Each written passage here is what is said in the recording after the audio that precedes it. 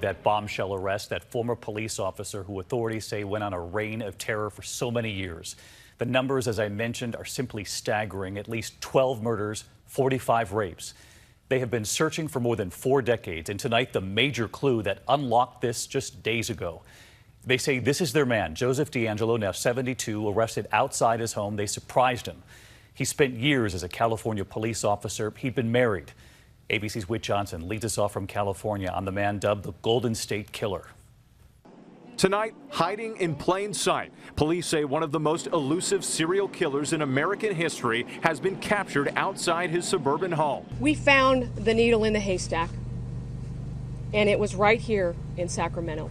Law enforcement now identifying 72-year-old Joseph James DeAngelo as the Golden State Killer.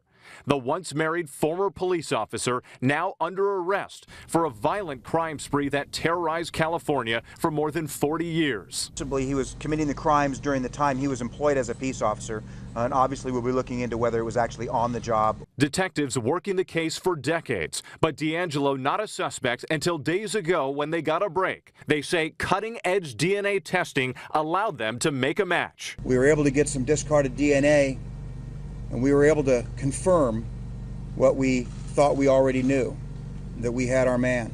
At least 12 murders, 45 rapes, and more than 100 burglaries spread fear across the state in the 1970s and 80s. His voice allegedly heard in this chilling phone call, taunting one of his victims.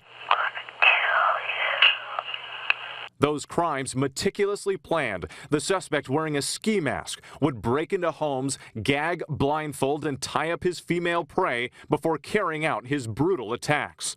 Today, police could be seen searching DeAngelo's home in this quiet Sacramento neighborhood. His neighbors stunned. He was just an odd guy, kind of kept to himself, but had a temper.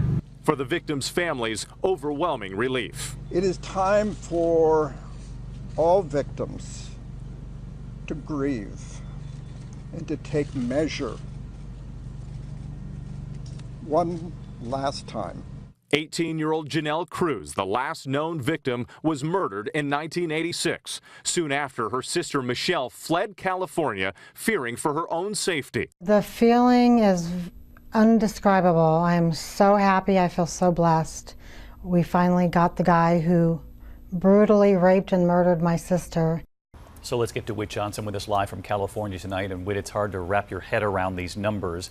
He's accused in at least a dozen murders, 45 rapes, as we mentioned there, but he's only been charged for a few of them. Where does the case go from here? And David, this is just the beginning. That key DNA evidence came to light only 6 days ago. Prosecutors say that DNA and the methods he used links dozens of these cases up and down the state. They're promising more charges in the coming days. David? Whit Johnson leading us off tonight. Whit, thank you.